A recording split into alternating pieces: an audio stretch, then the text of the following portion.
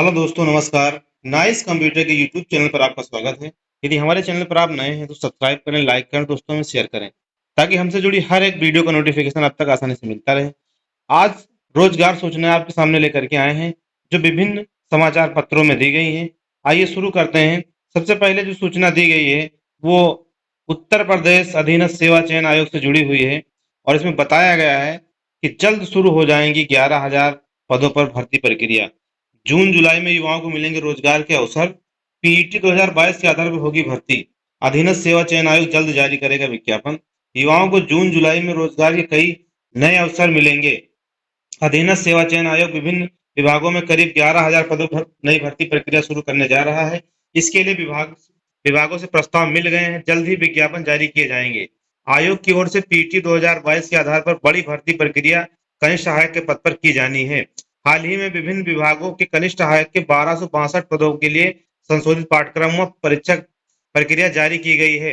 इसी क्रम में जून में आयोग विभिन्न विभागों के कनिष्ठ सहायक के लगभग 5,000 पदों के लिए और विज्ञापन जारी करेगा। इसके लिए पीटी 2022 के आधार पर ही कृषि प्राविधिक के 3,466 पदों पर भी विज्ञापन जारी किया जाएगा। जुलाई में गन्ना पर्यवेक्षक और मुख्य सेविका की भर्ती परीक्षा होगी। मुख्य सेविका की अर्हता स्पष्ट करने की प्रक्रिया पूरी की जा रही है। आयोग के सचिव अवनीश सक्सेना ने बताया है कि इसके साथ ही कई विभागों में सर्वेवर मानचित्रकार की भर्ती जो होने वाली है।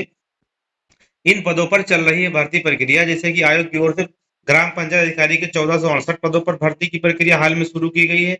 एक्सरे टेक्नीशियन के 382 पदों का विज्ञापन जारी कर दिया गया है। इसके लिए ऑनलाइन आवेदन 15 जून से होंगे।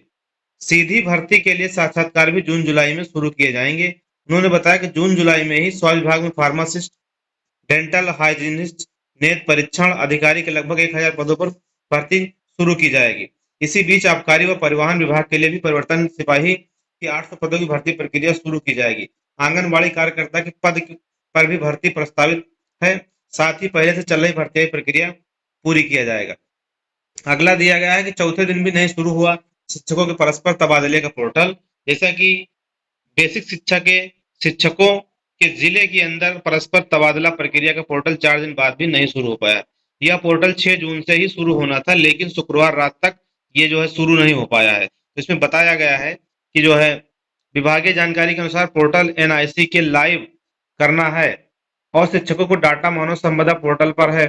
शिक्षकों का मानव संपदा पोर्टल से डाटा एनआईएस ले नहीं पा रहा है।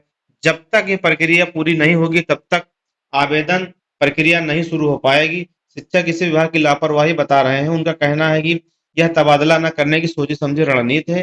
बेसिक शिक्षा परिषद के सचिव प्रताप सिंह बघेल ने कहा कि एनआईसी को डाटा लेने में कुछ दिक्कत है, इसे ठीक करवाकर प्रक्रिया शुरू कर दी जाएगी। अगली सूचना है कि नकल माफिया की जब्त होगी संपत्ति, 14 साल जेल, 25 लाख तक का जुर्माना होगा। जैसा कि मेधावियों की मेधा से खिलवाड़ करने वाले नकल माफिया व साल्वर गैंग के खिलाफ योगी सरकार कड़ी कार्रवाई की तैयारी कर रही है। इसके लिए भर्ती परीक्षा में अनुचित साधनों की रोकथाम संबंधी नया कानून बनेगा। प्रस्तावित कानून में दोषियों को 14 साल तक की जेल और 25 लाख रुपए तक की जुर्माना सजा का प्रावधान है। आरोपियों की संपत्ति जब्त करने की व्यवस्था भी की गई है। राज्य विधि आयोग ने प्रतियोगी एवं शैक्षणिक परीक्षाओं से संबंधित प्रश्न पत्रों को लीक होने पर रोकथाम के लिए ऐसी व्यवस्था की गई है। इसने जो बताया गया है कि किसे कितनी सजा व जुर्माना है। कोई व्यक्ति प्रिंटिंग प्रेस सेवा प्रदाता संस्था प्रबंधन कोचिंग संस्थान गड़बड़ी में लिप्त मिले तो 14 साल की सजा तथा 25 लाख तक का जुर्माना है। कोई परीक्षार्थी प्रतियोगी परीक्षा में स्वयं नकल करते हुए अन्य को नकल कराते पाया जाता है तो 7 साल की सजा व 5 लाख जुर्माना है। परीक्षार्थी यदि पुनः दोषी पाया जाता है तो 3 साल सजा व 3 लाख जुर्माना। मौजूदा व्यवस्था की जगह 10 साल की सजा व 10 साल की जुर्माने का प्रावधान है। साथ ही आरोपियों की संपत्ति जब्त करने व कुर्की व नीलामी की कार्रवाई भी होगी। इसका निर्धारण पुलिस की रिपोर्ट के आधार पर संबंधित जिलाधिकारी के माध्यम से होगा। इसमें दिया गया है कि जो बार-बार सिस्टम फेल हुआ है। अप्रैल 2015 में यूपी लोक सेवा आयोग प्रारंभिक परीक्षा का प्रश्न पत्र लीक, परीक्षा निरस्त हुई। नवंबर 21 में यूपी शिक्षक पात्रता परीक्षा टीटी का पर्चा लीक हो गया। नवंबर 21 में शिक्षक भर्ती प्रवेश परीक्षा का प्रश्न पत्र लीक, परीक्षा निरस्त हुई। जुलाई 22 में लेखपाल भर्ती मुख्य परीक्षा में साल्वर गैंग के 21 लोग गिरफ्तार हुए।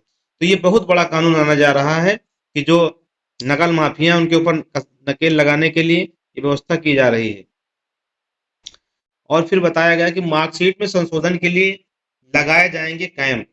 मार्कशीट जैसा कि यूपी बोर्ड के हाई स्कूल और इंटरमीडिएट के 61,219 विद्यार्थी मार्कशीट अपना नाम, माता पिता का नाम, जन्म तिथि आदि त्रुटियों के संशोधन के लिए भटक रहे हैं। इसके इसको लेकर बोर्ड के सचिव दिव्यकांत शुक्ल ने लंबित प्रकरणों को निस्तारण करने के लिए जिलों में 12 से 30 जून तक कैंप लगाने के निर्देश दिए हैं। मार्कशीट में संशोधन को लेकर हाई स्कूल के 43,386 व इंटरमीडिएट के 17,833 मामलों में लंबित पड़े हुए हैं। शुक्रवार को बोर्ड की जो है बैठक में बताया गया है। सूचना है कि आईटीआई प्रशिक्षण के लिए आवेदन शुरू हो गया है। प्रदेश के राजकीय व निजी औद्योगिक प्रशिक्षण संस्थानों में सत्र जो आपका 2023-24 के माह अगस्त में प्रशिक्षण शुरू किया जा रहा है। व्यवसायिक शिक्षा एवं कौशल विकास विभाग के विशेष सचिव व अधिशासी निदेशक अभिषेक सिंह ने बताया कि ऑनलाइन आवेदन में सहायता के लिए विवरणी ई फॉर्म में एससीबीटी की वेबसाइट पर उपलब्ध है।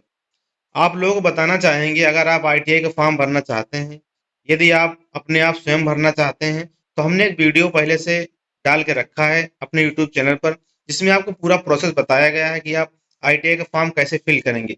रजिस्ट्रेशन से प्रिंट तक सारी इन्फॉर्मेशन इसमें दी गई है, जहां से आप देखकर आसानी से फॉर्म को फिल कर सकते हैं। तो ये सूचना इसमें दी गई है और इसकी जो अंतिम तिथि है वो 3 जुलाई रोडवेज में 547 पदों पर होगी भर्ती।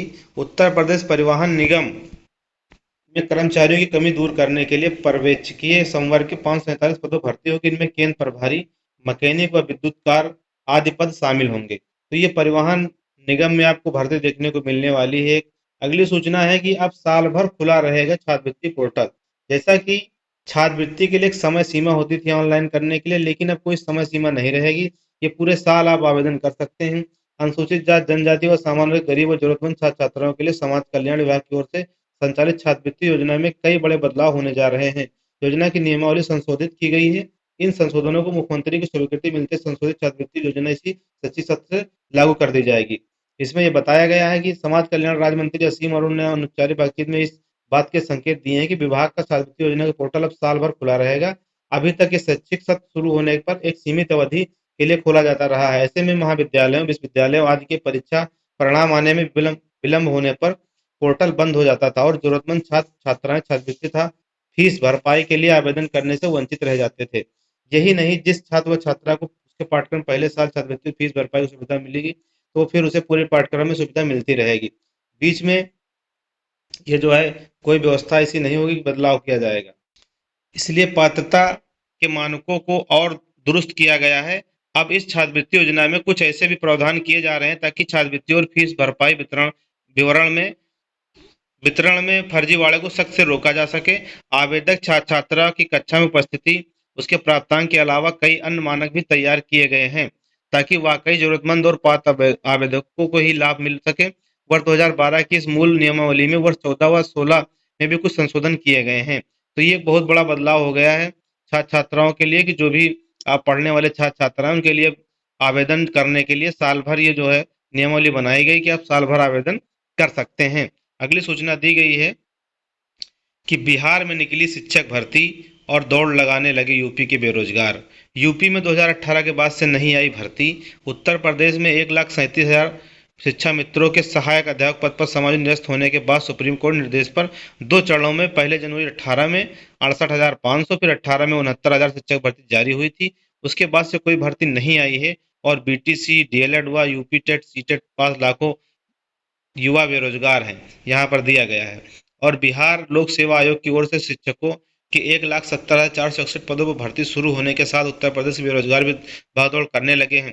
बिहार में कक्षा 1 से 5 तक के स्कूलों में 79,943 पदों पर निकली भर्ती में शामिल होने के लिए आजमगढ़, गाजीपुर समेत अन्य जिलों के बेरोजगार ने पटना हाईकोर्ट के वकीलों से संपर्क करना शुरू कर दिया है। दरअसल बिहार की शिक्षक भर्ती में दूसरे राज्य के अभ्यर्थियों को अवसर नहीं दिया गया है। आवेदन के लिए शर्त है कि अभ्यर्थी को बिहार का स्थायी निवासी होना चाहिए।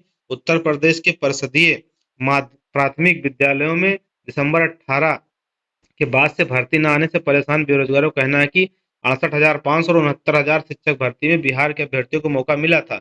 लिहाजा बिहार की भर्ती में भी यूपी के अभ्यर्थियों को अवसर मिलना चाहिए। तो ये चीजें इसमें बताई गई हैं जो इसमें दिया गया है। तो ये थी आज की वीडियो।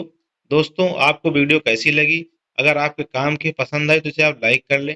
यदि हमारे चैनल पर आप नए हैं तो सब्सक्राइब कर लें, ताकि हर एक सूचना जो रोजगार से जुड़ी है, शिक्षा से जुड़ी है, आप तक आसानी से पहुंचती रहे। वीडियो को पूरा देखने के लिए आपका बहुत-बहुत धन्यवाद। मिलते हैं अगले वीडियो में नई सूचना के साथ।